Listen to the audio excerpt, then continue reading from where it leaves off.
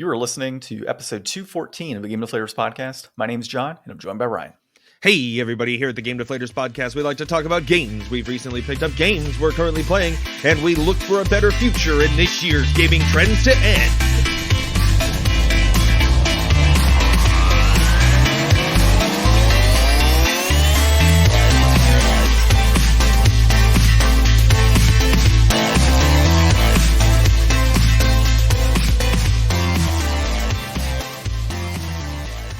So, dude, I always look forward to this one because we have tons of trends that have happened in the year, and we look to, of course, have them end in the following year.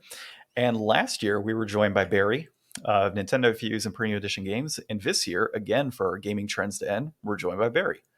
Hello, everybody. Pleasure to always be here. Well, Barry, I think you've been on the podcast 20 times at this point. So if you want to give folks a little quick spiel, I guess for new listeners of who you are. So my name is Barry. I am a co-host of the Nintendo Fuse podcast. I've been that for a decade now. I've been co-host of the Premium Playcast and one of the founding members of Premium Edition Games, where we released high-quality physical releases of digital-only titles for the Switch, PlayStation 4, and PlayStation 5. Always a pleasure to have you on, man. The pleasure's all mine. So before we jump in, of course, Ryan, they can find us at thegamedeflators.com, our out-of-date website. I will keep saying that until I update it. You can find us on YouTube, which is mildly out of date. I'm actually 8 episodes behind on there on uploading all of our videos, which I'm absolutely shocked that I was able to do that. You can find us on Twitter at Game Deflators, and then on Instagram and Facebook at The Game Deflators. And of course, every single podcast app that you can find out there. If we're not on there, shoot us a message. We will be on there, and leave us a 5-star review. Thank you. So let's dive into our recent pickups and currently playing. Barry, as a guest, we will defer to you on what you have recently picked up and what you're currently playing. So I've recently picked up any Switch game that came out in the past week. Got to keep up that set. But probably the coolest thing I picked up, because as a collector now, I've kind of shifted my collecting more towards what I call museum pieces, just things that I like to put on display, not necessarily play, but just pieces of history that I think are important and really cool. Just one of the things I go for. So I recently got in something that took me a while to find. I find it fascinating that this even exists. Some people have heard about it. Other people might just be like, what is this? And that is a physical, complete copy of the X1 version of Super Mario Brothers Special. And for those that have no idea what Super Mario Brothers Special is in Japan, for the Sharp family of computers, Hudson Soft was allowed to port over the original Mario Brothers and Super Mario 1 to those systems, but they didn't just port it, they also enhanced it by adding in new enemies from the original Mario and Donkey Kong, new power-ups like the hammer from Donkey Kong, new items including like the Hudson Bee is in there, and these versions are exclusive to the Sharp family of computers in Japan, but they are official. Nintendo, put them out there.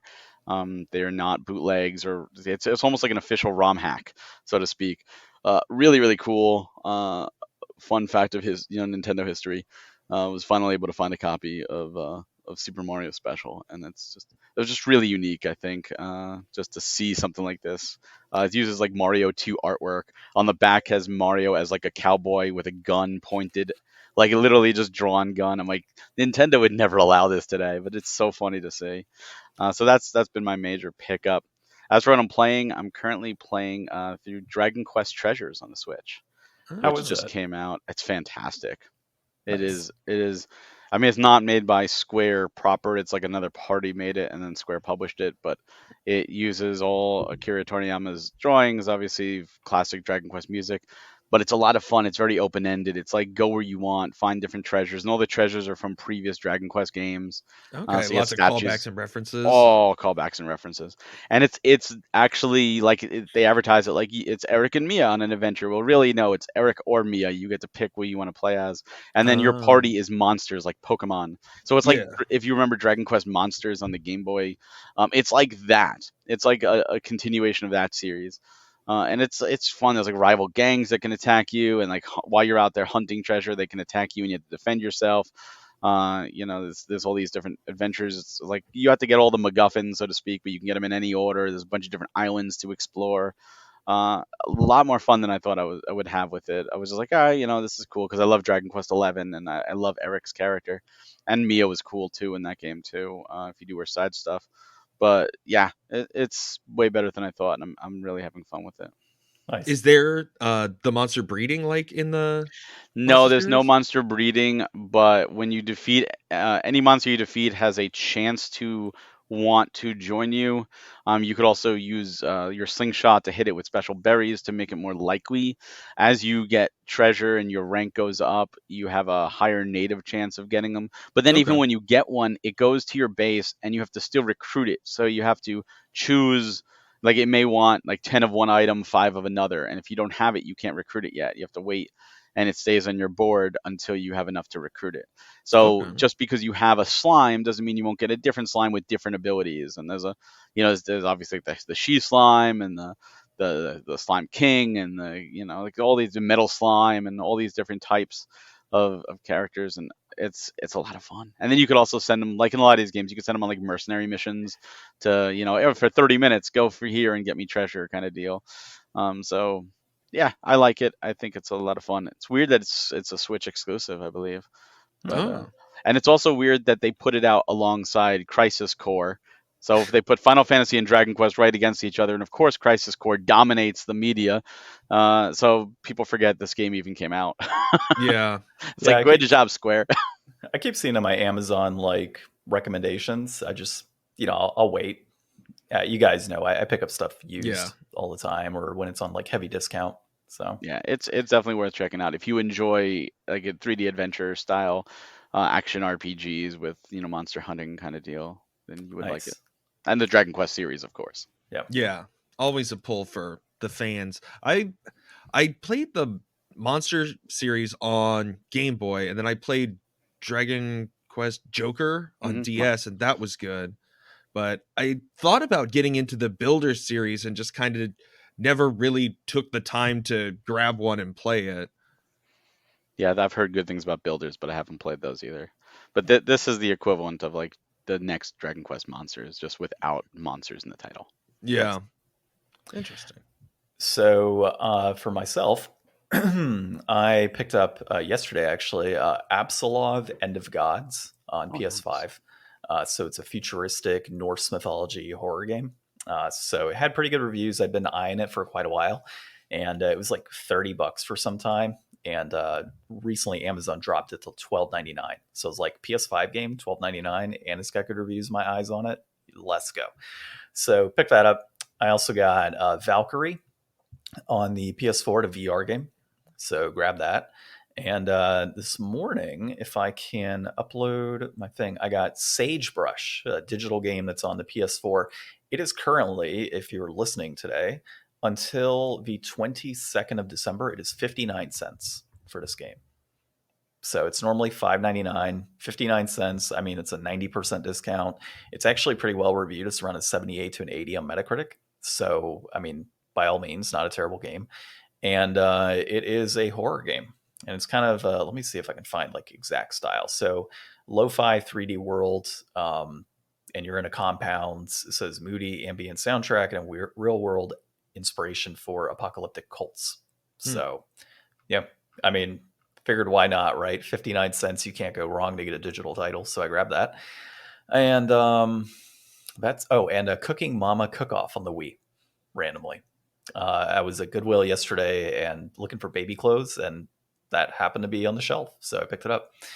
nice. And as far as currently playing is concerned, obviously it's a little difficult right now nowadays. So my wife and I are playing some Little Big Planet, Sackboy's Big Adventure. We are now in the third world of that game and definitely having a ton of fun. So if you haven't played that game, that's definitely one to pick up and play. And I started yesterday only because it's more level based. I picked up Super Bomberman R on the Switch, so I've been playing through that. And I just got to the third set of levels, essentially. So I'm on 3-1 right now. And that one's It's kind of fun, but at the same time, it's starting to feel a little repetitive to me. I think a Yeah. lot of that kind of comes down to it being Bomberman, which generally is, and you get uh, a lot more fun, I guess, when you play multiplayer with Bomberman games, whether it's head to head or if you're playing like the story mode of somebody else. That's really where the fun comes in. When you're by yourself, you're just kind of like, it's all right. So playing through that, I figured, baby's taking 40, 50-minute naps here and there. I can bang through a few levels of Bomberman every day until I beat it, which is unfortunate because like I really want to dive back into Terra Enigma and finish that one up.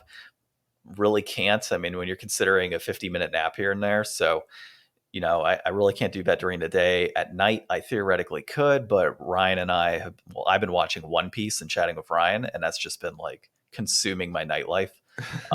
So in 3 months, for those that know, Barry, I don't think you know this unless you've been keeping up with our escapades here. I am now on episode 750, and that has been 3 months of One Piece. I've literally caught up on 20 years of One Piece in 3 months. I mean, think of all the time you'll have in a few weeks when you finish. Oh, I know. It's going to be fantastic, dude. I'm not going to know what to do with my life. I've been considering picking up a One Piece video game just until the English dub catches up. Just to fill your time. Yeah, just to fill my time with more One Piece. But dude, it's phenomenal. Like we'll talk about it on the next episode a little deeper, but I'm pretty stoked about everything going on and where the arc is heading. And of course, once they get into like the Japanese sub version, I'm just going to kind of stop for a while. I might actually dive into Dragon Ball Z GT because I didn't finish that one. So I gotta finish that. I swear that Funimation app it's dangerous, dude. There's so much a lot stuff on there. Yeah. Let's see. I think that's it. I still want to play Blue Dragon. It's still on my radar. It's actually still in my 360. So I haven't played it actually since Barry and I chatted about it a few weeks back or a couple months back. And what else? I think that's it for right now. I'm turning into Ryan in 2023. I'm gonna like start playing games and not beat them. It sucks. Dude, actually I went through today and looked at all the games I played this year, and I actually finished more games than I thought I would. I think you finished more than I did this year. Dang, that's an accomplishment for sure. I mean, well, it's kind of helpful that a third of a year I've had a child. Yeah. So, Well, that's not going away, so maybe this trend will continue in 2023. It trends to end. Ryan taking over games that John cannot finish. I don't know. Once the child goes to school, though, you'll have all that time. Not really, because like I'm working. So once he goes, it'll have to be like, oh, you want to join this club? No, I don't want to join that club. Yeah, you want to join that club? That's 2 hours a day. No, because I mean, and I do the cooking in my house too. So like, once it hits like past 4 o'clock, my wife takes the kid, and then I work out, eat dinner, hang out with them, and he falls asleep probably about 8 o'clock. So that's where like that 8 o'clock, 8:30 to about 11:30 is where I have like free time that I can actually play a game. But One Piece has taken all of that time. So once One Piece is done, that'll free up like several hours a day where I can start, chugging through some games. Nice. So, yeah. Ryan, how about yourself? So this week, Game Pass High on Life came out, so I picked that up and I've been playing through that. I don't know. Listening to the discourse on it, people are like, "Oh my god, this is like either too annoying or it's super funny." But either way, it's kind of bland. Like, it's not that engaging of a first-person shooter. Like, I don't find the guns to be like very fun to use. Like, the shotgun drives me crazy because it's like I feel like half the shots I'm too far away to like be making contact, and then other times it seems like I can just one shot guy from like a decent distance. So there's just some inconsistencies that I don't think are that good. It's funny enough to me. Like, I like Rick and Morty, all right, but I'm not like losing my mind over it. I did tone down the gun chatter to like a medium level instead of leaving it on like the default highest setting, because some of the things they say is fun, but you get this power slide move, and then whenever you do the power slide, JB Smoove is like, "Oh, do a power slide," like all the time, and then the other guy's like always just like, "Oh, power slide." I'm like, stop saying power slide. I know that I bought the power slide thing and I'm using it a lot, but like, imagine if you were playing Zelda or some other game and you were like rolling to move faster, And every other time, Link was like, I rolled.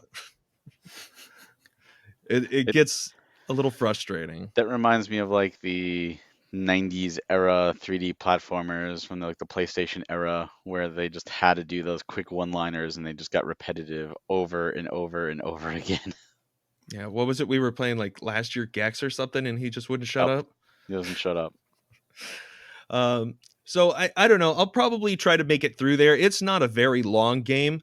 Some of the things are like, there's been a couple times where I do kind of feel like it's clicking and, you know, there's a lot of enemies around and you do have a decent like whip swing, you know, grapple kind of thing that you can use to like catch on to some points. So like some boss battles have used that kind of well, where you're really having to use your momentum to stay away from the ground. If there's like an effect going on, I feel like most of the bosses have been like, I don't know. They're nothing really to write home about. I mean, a lot of first person shooter bosses where it's just like, you just kind of dump ammo into them until they stop doing whatever they're doing for that phase and then move on to the next phase. And it doesn't really have like a lot of ads. There's not like a lot of situations going on, but in those moments where they are trying to incorporate the elements of like swinging around and avoiding, it works. But with most of the regular enemies, they don't do anything except for like run up to you and try to melee you, or I feel like I'm hardly getting shot most of the time. Like, I don't feel like the regular enemies really have enough pressure on you to make you feel that engaged in the combat that often. And I think maybe it could be that they're looking for more exploration, like to look around the world. Like, it's a pretty looking game. There's like little secrets around that you can find once you get like some more power-ups later to go back and revisit some previous levels. On the whole, it's, I don't know, like a 7-ish game, I guess. It's on Game Pass, so if you got Game Pass, like definitely check it out, you know, for your monthly payment there. So breaking news, Ryan, I have 3 more pickups that I made while you were talking. Man, I've been on for a while, huh? No, I'm just kidding. Mass Effect, the Legendary Edition right now is actually free on PlayStation Plus, so I picked up that. Biomutant, which I already have, but I figured digital copy, why not just add it?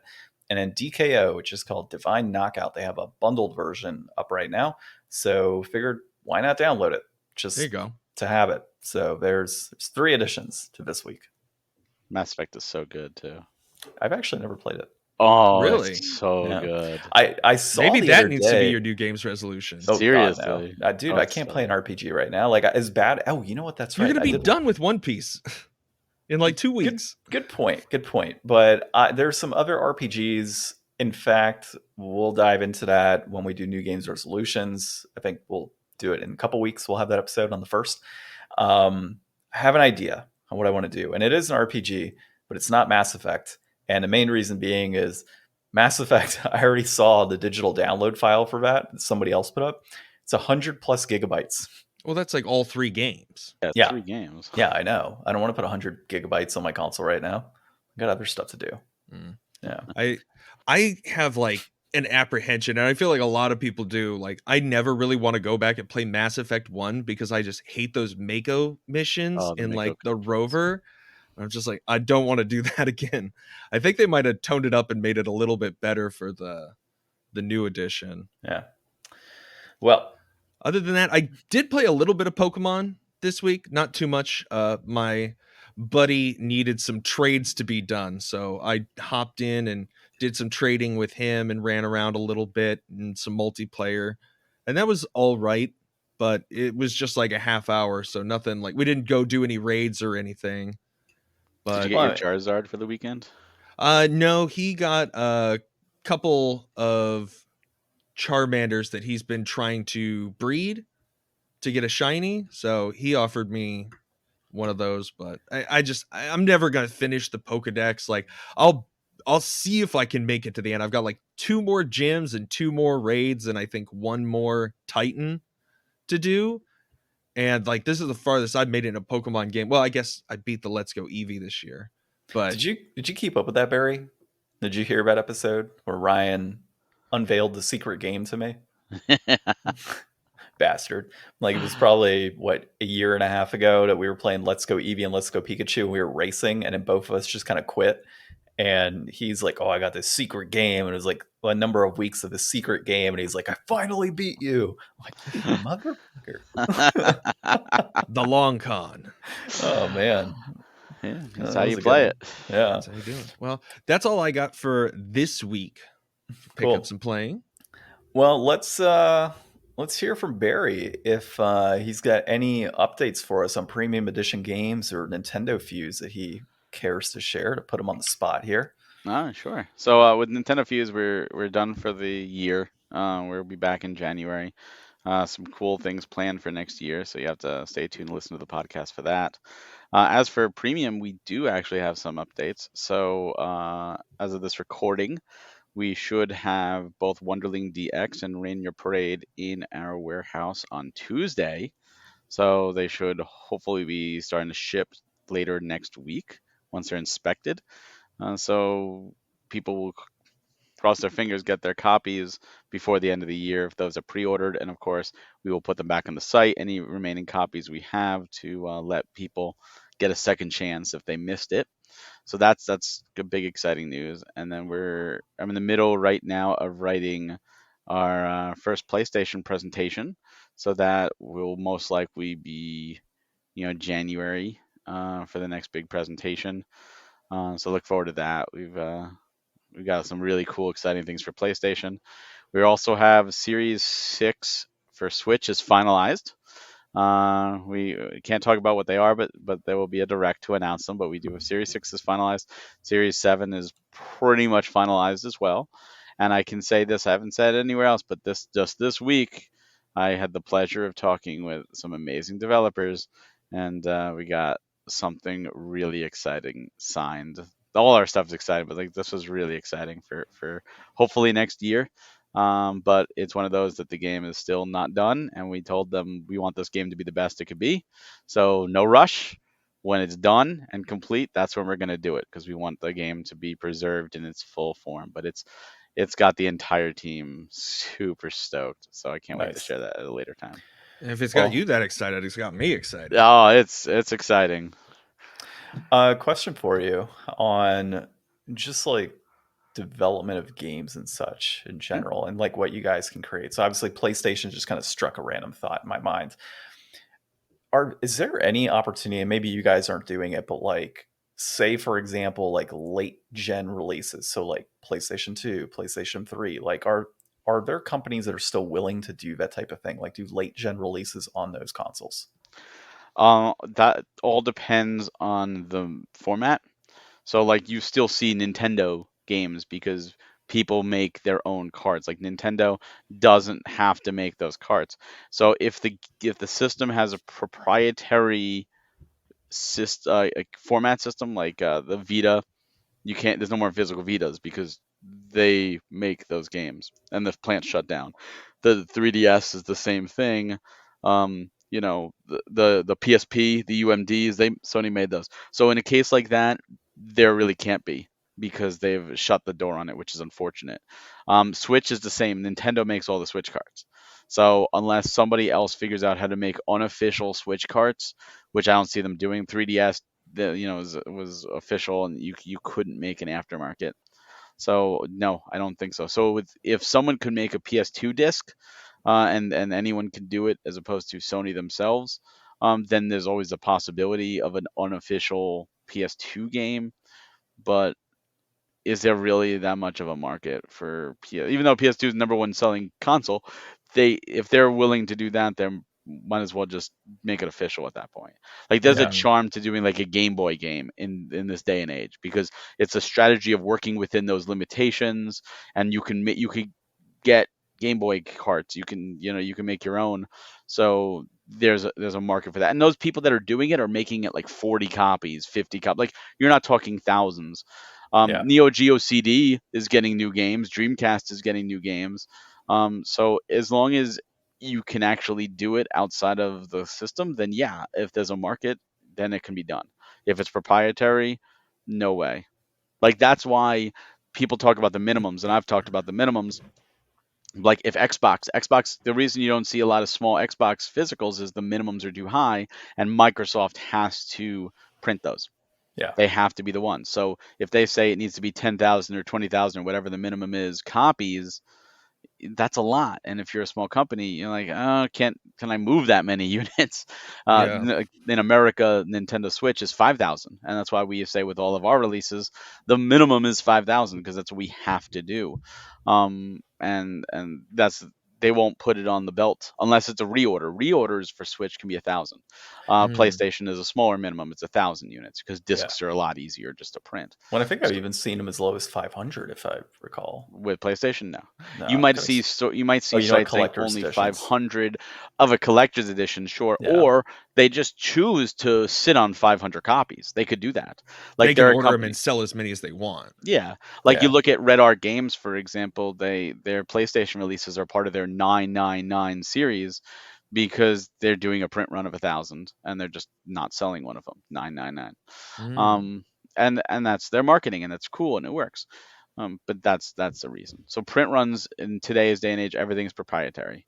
The odds of seeing an aftermarket Switch or an aftermarket PlayStation 5 game, or down the road, are slim to none, unless somehow someone cracks how to do it and don't get sued to to the end of the earth by Sony or Microsoft or Nintendo, especially if they're relevant.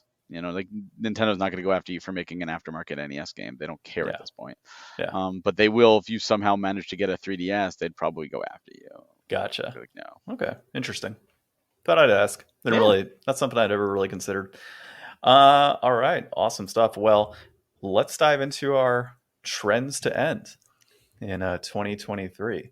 So, I don't have the list from last year. I don't think we necessarily need to. Well, you know what? I know one that was I on can the look it list. up. It was Barry's favorite. It was NFTs. Yeah.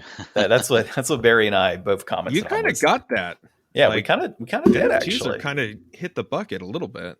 Yeah, they're not exactly the most popular thing, but I mean that kind of goes with the Bitcoin crash as well. It's occurred. When you had Bitcoin soaring at like 60K and now it's hovering around 16.5. That's a big part of that. And NFTs, I think, are usually traded via Bitcoin. Then you convert that Bitcoin or other coins into cash. But Barry, I think you and I are on the right path with that one. Hopefully, one of these days, Good. NFTs will be gone forever. It's so stupid. Yeah, I know. Well, so I got to tell you this one. Reddit was giving away free NFTs, and my buddy picked one up because he's got like 40 or 50,000 karma, so he got a free one. Some guy reaches out to him and says, "Hey, I'll buy your NFT from you." He's like, "Well, how much?" He's like, $400. He's like, "Sure. Here, take this digital asset that I give two shits about, and I'll take $400 profit." So he just Nice. straight up turned like this free NFT into $400. That's smart. That's the dream, isn't it? Yeah. And it's not like it's anything special. It's like his NFT from his Reddit. So it's not like it's some high profile NFT. It's like everybody on Reddit that had X amount of karma got one of these NFTs. And Yeah, but who knows what it could be worth? I don't know. It's so stupid. So I looked at mine. I didn't have a free one. I was like, maybe I can get $20, but I didn't get a free NFT. But as far as trends to end in 2023, I'll kick us off with the first one here, and that is remakes of remasters. I'm so sick of it. I'm sick of seeing Last of Us Part 1 released 3 times. I'm sick of seeing 10 different damn copies of Skyrim be released over the last decade. Grand Theft Auto needs a new Grand Theft Auto. They need to stop with 5. Like, you can continue to update 5 with like supplemental aspects, but I don't want if PlayStation 6 comes out, I don't want GTA 5 on PlayStation 6 or Skyrim. Like, I don't want to see it. Skyrim will be on everything forever, like Doom. I can play Skyrim on my microwave. Okay, that's how bad it's gotten. But I'm done with it. No more remasters or remakes of remasters. No more. Finished. Like things like remakes. Sure, like the Resident Evil games 1 through 4. Cool. Like seeing that next gen. But when PlayStation 6 rolls around and we see a remaster of the remake of the remaster, no. Like new things are needed at this point. And it almost seems like these studios are running out of damn ideas. And that's why they continue to pump them out. And I know before we were recording, we talked about like the Final Fantasy anniversary set and 1 through 6 being released and it's remastered, pixel version, blah blah blah blah blah. Like, I get it. It's 35th anniversary. But if we see a damn remake and a remaster in the next 5 years, you better believe I'm going to be angry. It's going to piss me off. But wait, what if they remake 1 to 6 though? I mean, that's like a full remake. Those Yeah, games are I'd be okay with a full decades remake, but if they make a remaster of the remake, that's where I'll be angry. Yeah. Well, so they did redo those on the DS? That's true. They did. 3 and 4 got They remade. did. All right, I'm officially angry. That's it. No more. They can't. That's the only update That's they it. get. They can That's never it. update them Yeah. again. No, never again. That's it. Like, stop making them. Make But more wait, stuff. even though Final Fantasy 3 was a remake, that was the first time here in America we got to play it. So even though it was That's a true. remake, That's true. So that one, I will give them the John blessing on that. There's one. very That one's fine. specific rules here. We really Yeah. got to nail down what iteration of the game this was. I'll figure it out. But at some point, if it's gone beyond like 3 iterations of a game where it's been remastered and remade and remastered again, that's it. It's strike 3 is where it is. I think there has to be a certain amount of time that passes before a remake. However, I am perfectly fine with ports because some people don't have all those systems, and I know the Switch had a lot of Wii U ports at the beginning, and a lot of people gave it crap, but the Wii U sold 13 million units. A lot of people never played those games, so to get those ports on a more popular system just to be able to be played, I think that's a good thing. I think giving people more access. So I have no problem with porting games, but I agree, like Last of Us did not need a remake. I heard there's rumors of Horizon Zero Dawn getting a remake. I'm like, that game is just 5 years ago, and it's still gorgeous. And it's gorgeous. So there's no reverence anymore. People just need and we're not even trying to push 8K yet. Like once 8K rolls around, they're going to be like, man, we need twice as many pixels in all these old games now.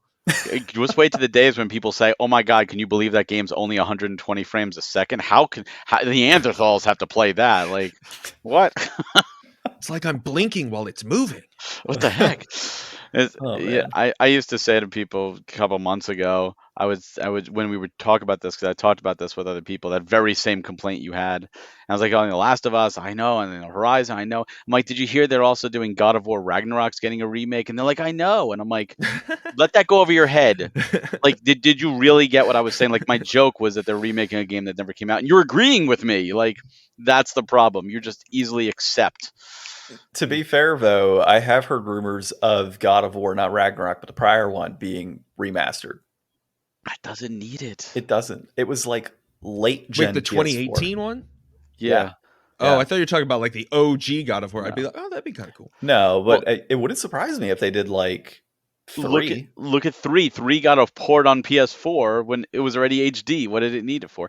Now, if they did a collection, I would love if they did a PS5 collection of 1 to 3 with Origins, the 2 PSP games, and Ascension. Like, here, you like God of War Ragnarok, here's where it all began. That's great, because you can't go back and play those games. Like, PS3 is like, games on that system are locked. Yeah. So that's fine. To me, that's a port. It spice it up a little bit, enhance it up a bit.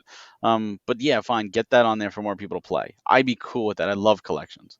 But do we really need 2018 game to be remade? Like, come on. No. I mean, hopefully that we get more technology for AI upscaling and stuff to try to bring better life to some of these old titles in the future, maybe. But you're never really going to have that opportunity to take an old game and put it in a new system to get enhancements. Like, from the ground up, it's going to be something you're going to have to buy. And they're probably going to look at how many people are going to buy this old game to play it with what we put in as enhancements versus how much could we pump into marketing to get a bunch of rubes to buy this a second, a third time. Yeah. But by the way, I don't know if you guys saw, but somebody commented, I think it was yesterday, that they would love to see a new God of War, like after the whole Norse mythology component's complete, where he goes into Egypt and takes on the gods of Egypt. That's what everybody said. But I, to not offend, but probably offend a number of people, would love to see Kratos versus Jesus. I'm sorry, I said it. Yeah. Well, what I find, I don't know if you played Ragnarok or not, but what's interesting is when 2018 came out, like, people are like, so this is God of War 4, and they're like, no, this is brand new, reboot the whole thing, and like, it tried its very best not to mention anything about the previous games and try to be its own thing. And then you play Ragnarok, and it's like they realize that didn't work, and they're all like, "I'm the ghost of Sparta. Let's talk about my brother from the PSP game. Let's talk about, I killed Zeus. I got this from Hermes." Like they just mention and go through like Well, all this dialogue about the first three. even in the one from 2018, they refer to it a number of times. Like they refer to Zeus and his son as like, just kind of gets a little bit more understanding on his background as his father. And Yeah, but so it's like it's not going muddled though. Yeah, it is. Like it's super They're trying to subtle. bury it. They try to then, bury it. Now they super, don't. Super subtle, and obviously I haven't played the new one yet, but it wouldn't surprise me, like you just said, that they've done that. And it's like you should just call that God of War 4, and this should be called God of War 5 Ragnarok. Like that's just what it is. Like Yeah. just he leaves because he's like, "Oh, I'm not from this land." He talks Yeah. about how Sparta. Yeah, he was born in Sparta, and then he moved to Norway, and that's just it. Like let him be. Yeah, I just don't know how, like, if they did ancient Egypt, how would it even work out? Like, I don't even think that would be a thing. Who knows? I don't know. Like, it's going to be like Assassin's Creed, God of War, Assassin's Creed. And so it's going to become, just historical gods all over the place. Like he's going to go to like these random nations that have like 4 followers of a certain god. He just goes and beats them down. Like it's just what's going to happen. What's interesting is not spoiling anything for Ragnarok, but there's actually one part where he does recollect and like God of War 1 music plays, and it's like super nostalgic. It's like, oh, this is really cool. But then there's other parts where like he's like seeing visions and stuff, and I'm like, I felt it was a missed opportunity. Like they could have brought God of War 1, 2, or 3 visions in there, some of the gods he killed and some of his allies and stuff, and like seeing his family again and his brother. Like you mentioned them in the game, like that would have been so cool. What a nice throwback. I love when games do that. And I'm like, you went right to the edge and you just didn't commit all the way and go ham on this. Missed opportunities all around. Yeah. Well, Ryan, trend to end. What do you got? So earlier this year, Microsoft did their showcase, and they did, hey, these are what we're going to show, and these are all supposed to come out in the next 12 months.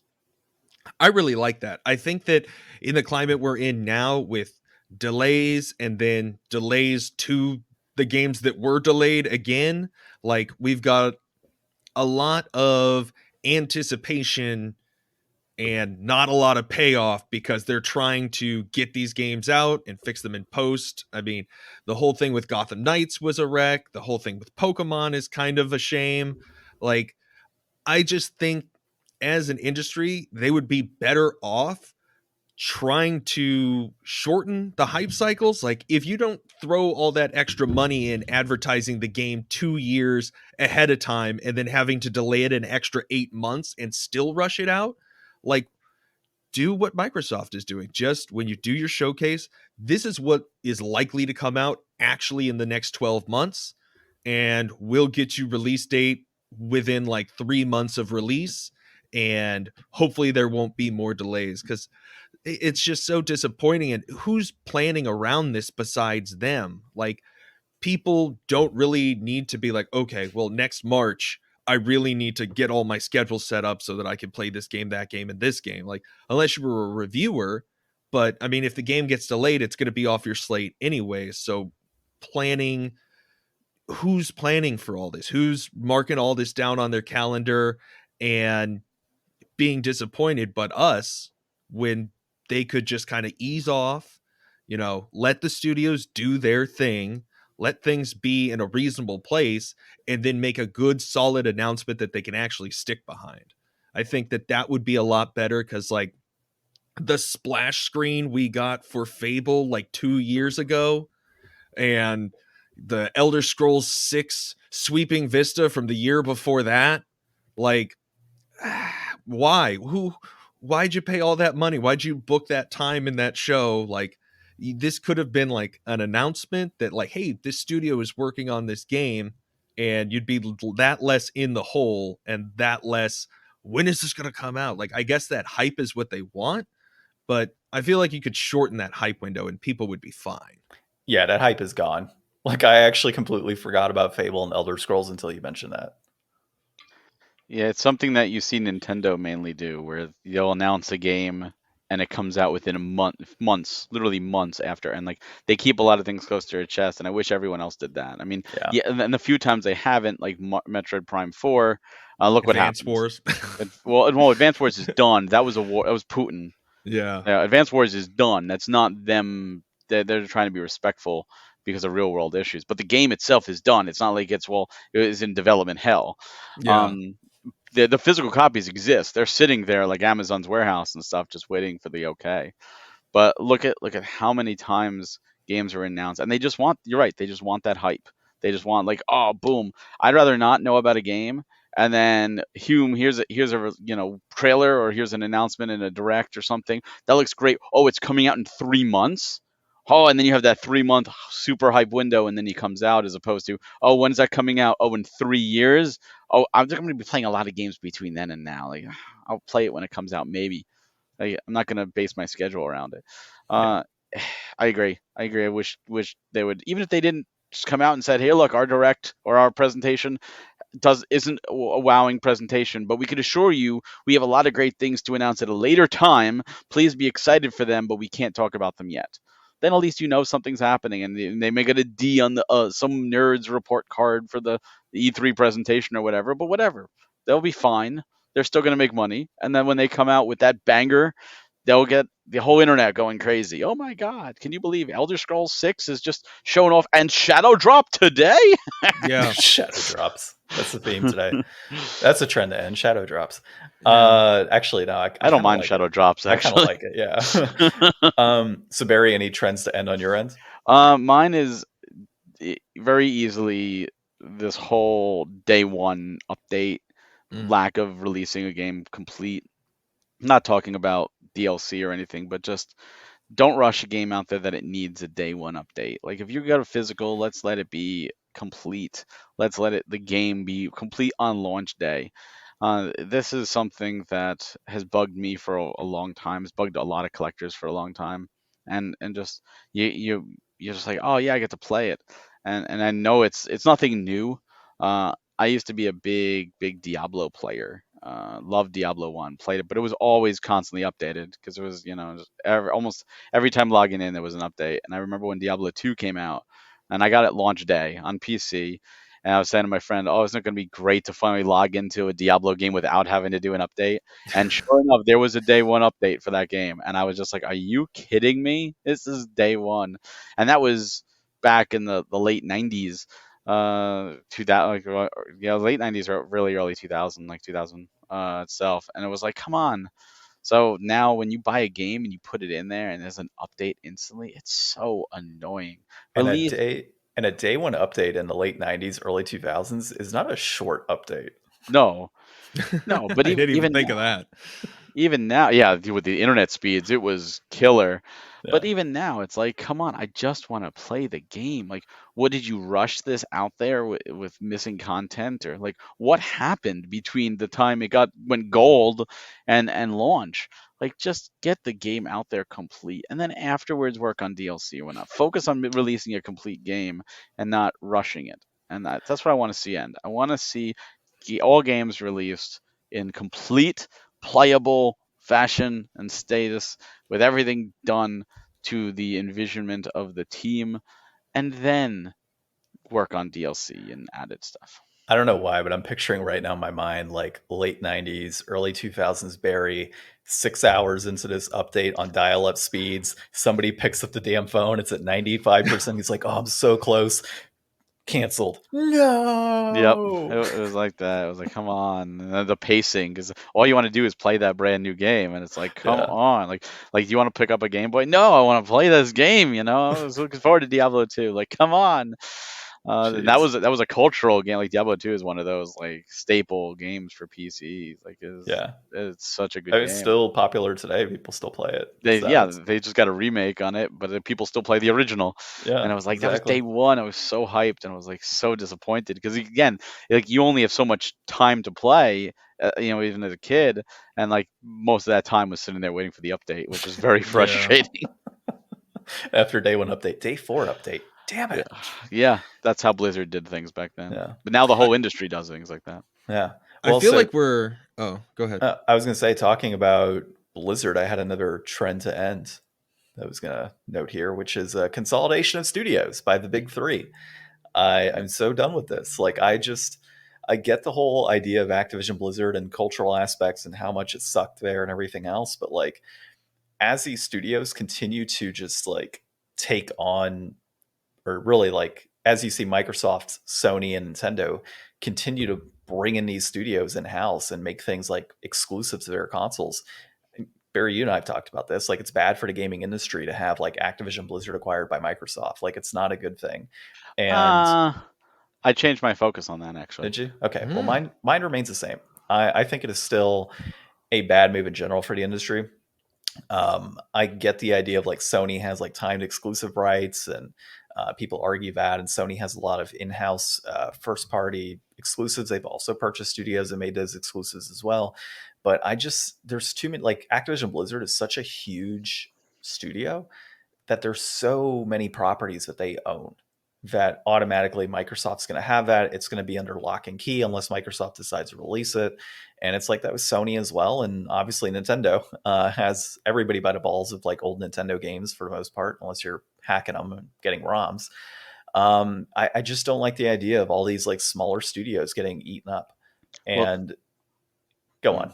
I was going to say that the difference with Nintendo is those IPs they created themselves. Yeah, they did. Yeah, exactly. And the studios they buy are ones that already, like, they bought Next Level Games. Like, they Which has already made games that were Nintendo. Yeah, like they're not going out. Like, if they buy Platinum, it wouldn't surprise me because of their relationship. They're not just going, oh, we want to buy EA for the sake of buying EA. Yeah. So when Nintendo does actually open up its checkbook and buy a company, it's talent and it's studios that they're already working with, and generally only make Nintendo games anyways. It's like when Sony bought Sucker Punch, it was like, okay, and Insomniac, like same deal there. Yeah, I think the Bungie one is interesting, and some people have said, oh, well, they bought Bungie, like Sony's so evil. Like, it was a $3.6 billion acquisition, and all they got was Destiny and the properties tied to Destiny.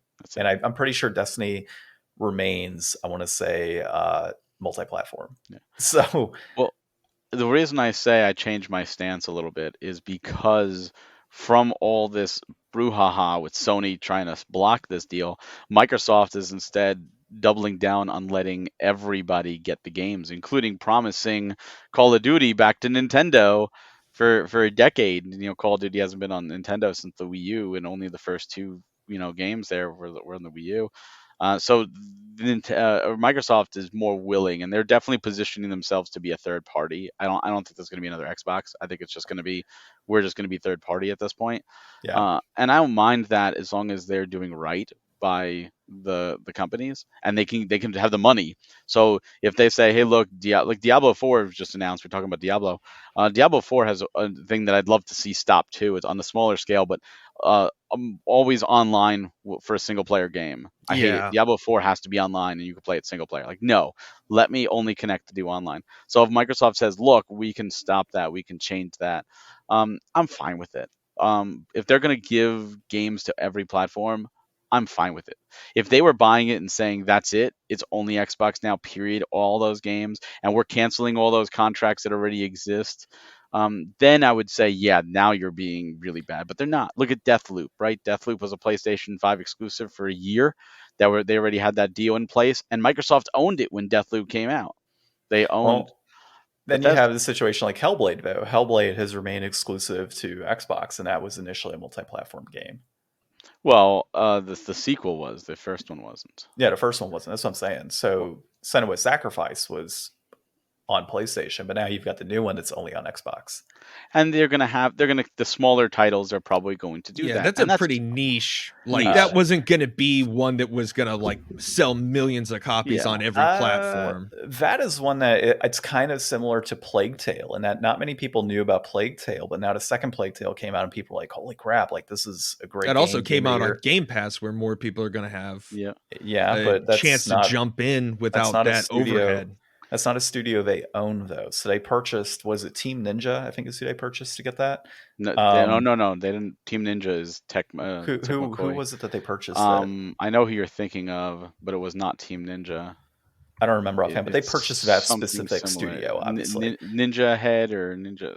Here, I think Ryan's let's looking just it look up. up. Asobo was the developer for Plague Tale. No, talking Hellblade. Hellblade. Oh, Hellblade. Ninja Sorry. Theory. It was Oh, Ninja Theory. Ninja Theory. Yeah. Yeah, you're right. Well, see, it was close. Team It was Ninja, Ninja close. Theory. Glad it Yeah, was team. Ninja's what got me confused. But yes, There's they a purchased ninja in there somewhere. Yeah, they purchased Ninja Theory, and I think Ninja Theory, I want to say, made Heavenly Sword, right, on the I PlayStation think 3. so.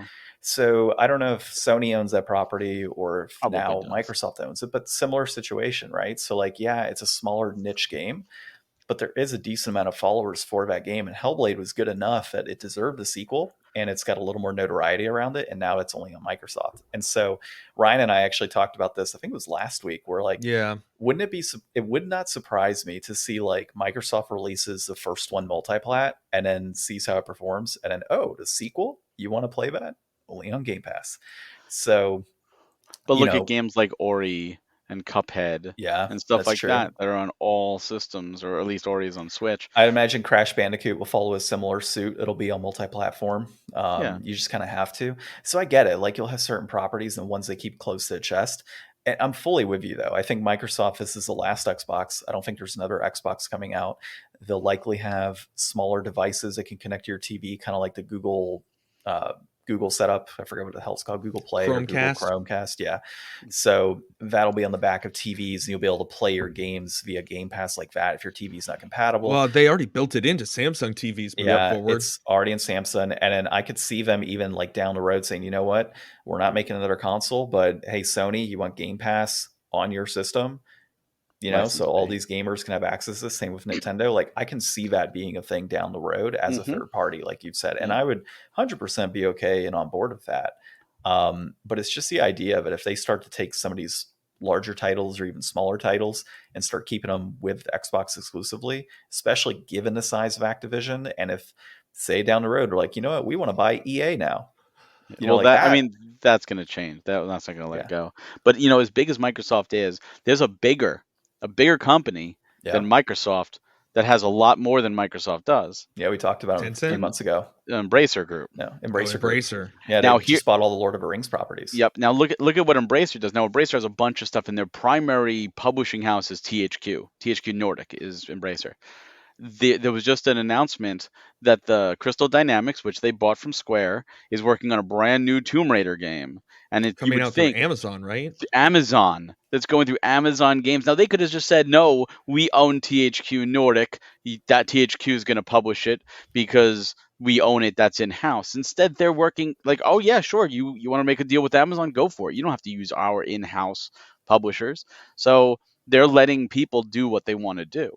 And if Microsoft does the same thing, like, oh, you want a next Activision game, you want it to be on a Switch exclusive, fine, let it be. They're going to be a third party, and that's what they're positioning themselves. It's the same way where Disney bought Fox.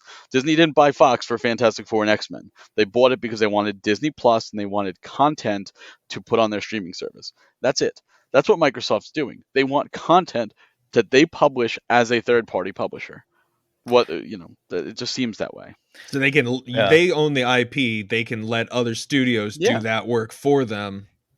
And that's why you see them going after Sony, saying Sony wants to grow by shrinking Xbox, and then Sony throws Nintendo under the bus, and that's when Microsoft's like, well, we'll help Nintendo too. We'll help Steam. We'll help everybody. Like, they're not being dicks about this thing. And I think now if Microsoft played up, oh, we're buying this to be third party, and then afterwards said, we lied, everything is Microsoft exclusive, people would be pissed. The people who would be happy would be the diehard Xbots, who would be like, oh my god, Xbox this, Xbox that, and that's it. But everybody else would be like, you lied to everybody, screw you.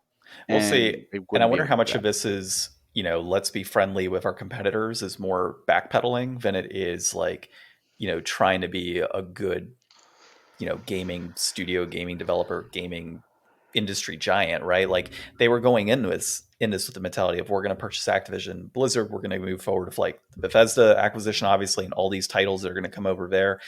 Now they're getting a lot of flack from all these other organizations and consumers, and it's like, oh no, but we'll put 10 years here, we'll put 10 years there, we'll release it to like, I feel a lot of it is more backpedaling than it is like goodwill. at this point. I think when they started doing it, their intentions were to build Xbox up bigger. Because if you look at the original Xbox, came in second place, just ahead of the GameCube, but far behind the PS2. The 360, obviously got beaten by the Wii, but was in the lead, was destroying the PS3 up until the very, very end when Microsoft kind of like said, "Oh, we're good, we don't have to do anything." The Xbox One beat the Wii U, but that's not saying much. And Yeah. the Series X and S is not doing much. The PS5 is beating it. The Switch is bloated out of the water. And I think Microsoft realizes at this point that even by having these exclusives, because remember, people like, you have no exclusives in their next E3. We're here with like 85 exclusives. Like that was their big push. It didn't work. It didn't work for Yeah. them. It didn't sell units. So I think there might be some backpedaling. I think initially their thought was, we're going to make Xbox the only place to play Call of Duty, and now it's like, even if we have that, I don't think that's going to have the effect we want it to have. And instead, let's just take that money. Yeah. And I think they're going that I route. think by putting it on multiple consoles, they're gonna make more money anyways. Yeah. Like if you don't have the consumer base, like, yeah, you have Game Pass, that's great, but the only way you're gonna have Game Pass players is if they have a good PC that they can play Game Pass on, or I guess a good phone, or B, they're an Xbox purchaser, and Xbox is not exactly selling a ton, right? So if you can somehow get in with the Sony fans and have Game Pass on Sony on any of their consoles and any of their devices, I think that is the right way to go. But time will tell on that. I think one of the three of us needs to go covert, get a job with Microsoft's game division, and then get fired after a couple months when we leak the information because we didn't properly sign the NDA. John, it sounds like you already have this planned out, so I'm going to put this one to you. Okay, yeah, I'll look around. Me and Barry, we're busy. We got stuff to do. Look, don't be mad at me. I've got a baby. I would love to see, and I could probably look at the sales numbers of like Ori, Switch versus Xbox, or sales numbers of Cuphead, Switch versus PS4 versus Xbox, and see on these games, these ones that we can compare, is it selling better still on Xbox, or are people more likely to buy them on other platforms? And maybe that's the case. Maybe after they did Ori, the Switch version outsold the Xbox, and the Cuphead outsold on Switch and PlayStation to Xbox, and they're starting to realize, hey, you know what? We could still offer it to our own internal fans, but look at all this extra money we're making by making it multi-platform. So that's going to work for games like that a lot better than I think it's going to wind up working for like Call of Duty, because the downgrade to the Switch versus what you're going to be getting at the PS5, Xbox level, like they could do, probably like a digital like cloud version with a bunch of compromises to make it work. Or since King is a huge part of this and they're trying to really push into mobile, they could use those IPs to make, here's a mobile version with a decent port to the Switch, and then we've got our main console line version, and running two different of the same IP on two different sets of platforms. Or they're banking on, within the next 10 years, Nintendo having an upgraded Switch that can run it natively as well. There we go. That'll be a dream. It'll be a Super Switch, and it'll be running on PS4 capabilities at this point. Yeah, maybe. We'll have to see, but I do think what Microsoft does in the future here is going to be the most interesting out of the three, because they're most likely going to be dropping out of this, and it'll be a two-man race or two-horse race, and until Apple jumps in with their like $4,000 device. Apple's not going to do shit. No, Apple won't. And even if they did, I mean, that's such a small consumer base. I mean, it's a big consumer base, but like the amount of people that are gaming and also Apple users is like Steam tried it, and Steam couldn't do crap with the Steam. Yeah, Steam Deck's doing okay. Steam Deck's doing okay, but the Steam box failed spectacularly. Yeah. So the Steam Deck is doing okay because of its being niche and being portable. It's something, it's not competing with PS4 and Xbox, it's competing with Switch. Yeah, they just announced their update too. They're going to do a new battery screen instead of like a hardware update. Yeah, it's the best place to play Breath of the Wild. I'm just kidding. Just kidding. All right. Let's move on to our games of the year. Yep. So this will be just anything that you played this year that you thought was like in the top running. I think for me, I have two big choices to go between, and Elden Ring is probably the one that I think is going to take it for me. But the more I look back this year at the list of games that I played, I think one of the most rewarding games I played was Tunic. Like, that was just really different and immersive and tough. And it was at a time when I was kind of like really on a roll from going from one game to another game to another game. And something about it just really caught me, and I think caught a lot of people. And seeing the hidden mechanics and just the exploration of this world that doesn't have a lot of explanation was really fun and gave me a lot of that games kind of feeling, like from when I was a kid and Discovery. So those are probably the two ones I think are in my top running, but probably giving it to Elden Ring just because it's like uh, it's amazing. Like, there's just so much that's already been said, it's hard to keep saying more about. So for me, I played quite a few games this year, but the Elden Ring included. Ocarina of Time was one that I finally beat Barry. I got that one knocked out. Um, but my game of the year is Kena Bridge of Spirits on PS5 this year. It was on PS4 as well, but that game was absolutely phenomenal. Every component, from the gameplay to the overall, um, story elements, the graphics, it was just such a solid game. And if you haven't played Kena, there's a reason that it was nominated for Game of the Year when it was. Um, and I think it's an affordable game at this point. It's just solid. Like, I don't remember which episode it was that we talked about it on, but I just keep going back to that one as like the best game that I played all year, and nothing can change my mind otherwise on that. Barry, I love how you're just like, nothing's gonna change my mind. no, That's it. nothing, dude. I've Like, made my that's mind up. it. That's it. That Nope. is. I mean, look, I've played a lot of games this year. Elden Ring was a solid game. I loved Elden Ring. I put in tons of hours. I see. I feel this image is like someone just putting a gun to your head. Damn it, make it be Elden Ring. No, it's gonna be Kena. You'll die. No, it doesn't matter. It has to be It's Kena. Kena. Yeah. No, I mean, with Kena, there was no story that I played this year that had as much emotion that was tied to it. I mean, there's moments in Kena like where you just tear up and cry, like in the game. Like, there's not many games that can do that. And when you're able to do that, like, I would say before Kena, it would have probably been It Takes Two, would have been like my game of the year in what I played. This was just solid. Let's see, Nothing. mine, Yeah. mine is a story that will absolutely make you tear up and cry unless you're not human, just like Okay. Kena. I played a lot of games this year. Elden Ring was phenomenal. Had a blast with it. Just a great year of gaming. Legend of Heroes Trails from Zero is phenomenal. Finally getting to the West. AI, the Somnium Files, Nirvana Initiative is just a great psychological visual novel that everyone should play. God of War Ragnarok, some stellar titles.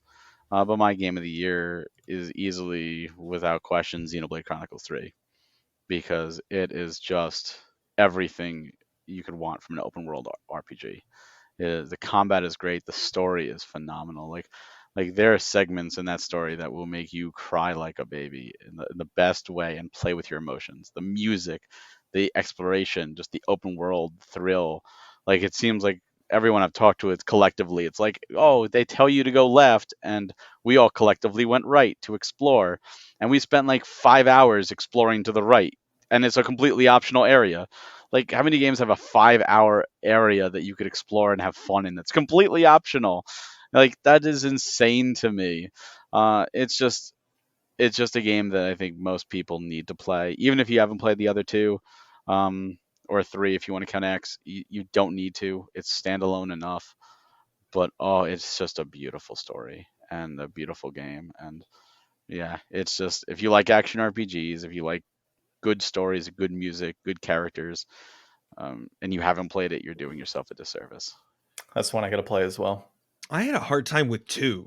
Like, I love played 2. probably like 20 hours of it and then just kind of, I don't know, stopped, because that's what I do. So I don't know if I got the pull through to jump into the third one, but I Well, have heard a lot of people that I like saying that that's like their top spot for the year. the biggest pull for 2 for a lot of people was the gotcha system, because 2 had the gotcha for the blades, and this doesn't have that. This has Okay. heroes. You have to do quests to gain them, but they're static. They're every game. This quest is always going to be in the same location. And every hero has their really deep quests. It's like, oh, this is a stereotypical. Oh no, it's not. It's not what you're expecting at all. And the rug gets pulled out from you multiple times throughout the game. And one chapter literally ends with a 45-minute movie, and the next chapter begins with a 30-minute movie.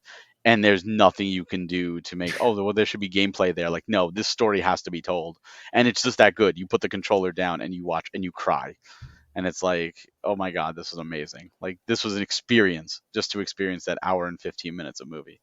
Damn, I need to dive into that. Yeah, you're so selling good. me pretty hard here. Yeah, you are. I mean, there's a reason. Even the Game Awards acknowledged it as Game of the Year, and they never do that really with niche JRPGs. There's a reason for it. It's just that good, and it's a interesting story about life and death, and about what does life mean, and just the gravitas of it, and it's just a really. I can't say more about it without spoiling it. I think we should all play each other's Game of the Years. I mean, you guys have both played Elden Ring already. No, well, I mean, Yeah. Tunic was the one that. Oh, Tunic. The other one, yeah. Like, I haven't played Tunic, right? So, like, that's one that I think I should play, and I should play Xenoblade as well. So, and you guys should play Kana. I have Kana physically on PS4 and 5. Very nice. So I at least bought it. I gave them money. Yeah, you did twice. Yeah, Twice. dude. You need to play and let us know what you think. Cool. Well, Barry, what about worst game of the year for you out of what you played? I feel bad because a lot of the games I do play games for review, so I get sent a lot of games. So of the and I don't typically buy or typically play a bad game. Like, the games I'm purposely playing for my enjoyment are games I'm looking forward to. But the game for me that was the worst of the year was a review game that I got. It was a game called Conan Chop Chop. It was on the Switch, and this is it's a 2D action RPG style, multiplayer style, like Gauntlet. With the starting town, you go to all different areas, and it has the Conan the Barbarian IP. So I'm like, oh, this looks really cool. Except the game is not balanced for single player. It's balanced for if you have 4 people. And so if you're a single player, the enemies hit you like there's 3 other people to help you, and there isn't. And when you die, it's roguelike, so you start back with nothing. And I was like, it became almost impossible to progress because you lose everything. And even when playing with another person, it's still not balanced for 2 people, and you still get your butt kicked. And it's like, I couldn't get anywhere in it. It was just so, I had such high hopes because I love Conan the Barbarian. Like, that's a cool IP, and yeah, it's not good. It's not good at all, and I do not recommend it at all. So Ryan and I, for our inflation deflation of the year, so we kind of talked about like what was the best one we played this year, and then what was the worst one we played. So we'll start off with the worst one. And worst one, we both share this: Revolution X on the Super Nintendo. Absolutely horrible port of that game. I know it's a fun arcade game. It is not recommended for the Super Nintendo. It is super lackluster. I think the best part about it is just seeing the little Aerosmith characters on screen dancing and singing. That is probably as good as it gets, because the rest of it is just hot garbage. You can listen back to our episode of the worst Super Nintendo games of all time, and that took the #1 spot of our worst game of all time on Super Nintendo. As far as best inflation deflation for this year, Ryan, I selected Guitar Man on the PlayStation 2. I had a lot of fun with that game when we played it. It was fairly challenging for the most part as a rhythm game, and the story was quirky. It just kind of had that Japanese game feel to it, where you have all the quirky characters and little block guys and whatnot that are tied to it. And I actually went ahead and finished that game after we played it. It took me a couple days of just kind of like sitting back and getting used to controls, but ended up beating Guitar Man. Really enjoyed it so much in our review that I just had to complete it. So, and that one was on our Rhythm Games Triple Threat Showdown, I think. Yeah. We did. Yeah. Yeah, that was a really good one. I did enjoy Guitar Man, but for my best of the year, I'm going to actually throw it out to the Cowabunga collection that we just played recently. I think that that's a really good time with a whole bunch of good stuff in it. And I mean, it's not that we didn't play like a lot of other fun games this year. Like I did really enjoy the Ghost in the Shell that we played. What was that, a couple weeks ago? What else It did we was play like this year? We played 2 Twisted weeks Metal ago, yeah. 3 was good. Claire, you went back and finished that up too, didn't you? No, I'm actually still. That's another game I got to finish. Is Claire. I don't remember which edition, but yeah, Claire Extended Edition, I think is what it is on Yeah. PS4. I think this was probably the year that we played the most games that I would be willing to go back and play more of. Like Yeah. a lot of the times we'll play games and it's like, this 30, 40 minutes that we gave it, to do the inflation deflation section, that's really all we needed. But, we played Star Tropics. I would definitely go back and play that. Yoshi's Crafted World, I would go back and play that. I actually did go back and play it and beat it. Yeah. Metal Hellsinger, I would go through and play. I had fun with Jet Moto. Tenchu 2 was hard, but like there was definitely something kind of else there that, given the time might be worth checking out. Captain Commando on the Super Nintendo, that was solid. That was a lot of fun. Yeah, this was a good year for inflation deflations, I think. Yeah. Nice. But Cowabunga Collection takes it all. I think so. It just, for what it's got in there, it's a lot of good TMNT for you. And I had such a good time with Shredder's Revenge, which was another game I played this year on Game Pass, that it was like, okay, I'm in that turtle mindset. Yeah. Nice. I almost feel like doing a collection like that is almost cheating. That's like saying what game has the best soundtrack? Super Smash Brothers Ultimate. Well, that's cheating because that's like 100 different IPs. Yeah. Yeah, I kind of consider it cheating too, but I kind of get what he's saying. Like out of the games that we played, what was the best value? What was the best title? I could totally see Cowabunga Collection. I mean, other than that, the other collection we played this year, Tony Hawk Pro Skater 1 and 2, that was really good. Now that's cheating. That's definitely cheating. Why is that cheating? Because he's picking 2 collections. Oh, oh man. Well, yeah, I mean that's our games of the year. So let's go ahead and close this out. Barry, if you can remind the people where they can find you. Sure, you can find me on Twitter at Hawk Hellfire. You can find me on Facebook and YouTube for Nintendo Fuse at Nintendo Fuse and NintendoFuse.com, and all podcasting services where you could listen to the podcast, or on the YouTube channel. For Premium Edition, you can find us at PremiumEditionGames.com, where you can pre-order a bunch of our Series 5 titles right now. We still have a few in stock, as well as a lot of in-stock items and games, so you could order those, and they make great gifts. You could also find us on Twitter at Premium Edition 1 and everywhere else at Premium Edition Games. I'm looking at your site now. I like the Premium Edition Xmas ornaments. Yeah, we did some Xmas ornaments. We got Christmas ornaments up there now. Yeah, we've got different merchandise we're doing, and we're always looking to do new kind of cool stuff. Flask. I need a flask. The flasks are there. Yeah, I need a review flask, Barry. A review flask. You know what? I'm gonna submit that request to you guys. I need the review of Flask. I'll just put in the email. I think you guys have a request for stuff like that, or an email. I'll put in a request and see. Would it be JP that handles it? I handle the email. You handle that email? Damn it! Yeah, I handle. JP left the company a year ago. Oh yeah, that's right. That's right.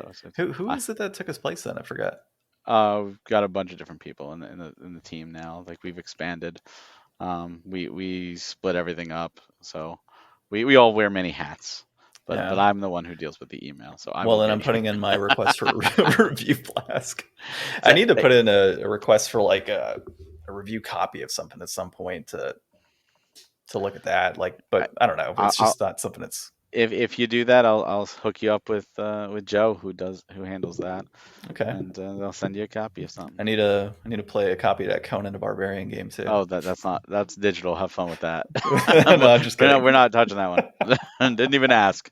I was like, ooh, maybe this could be a potential physical, and I got the code. I'm like Conan the Barbarian, and I played it. I'm like, no, I'm not even going to submit. You'll buy the 5,000 minimum just to put in the trash bin. No.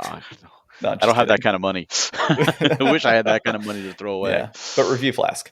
So thanks again, Barry, for hopping on. This has been episode 214 of the Game Deflators Podcast. My name's John. I'm Ryan. And we've been joined by Barry. He's Barry. I'm Barry. And thanks for listening.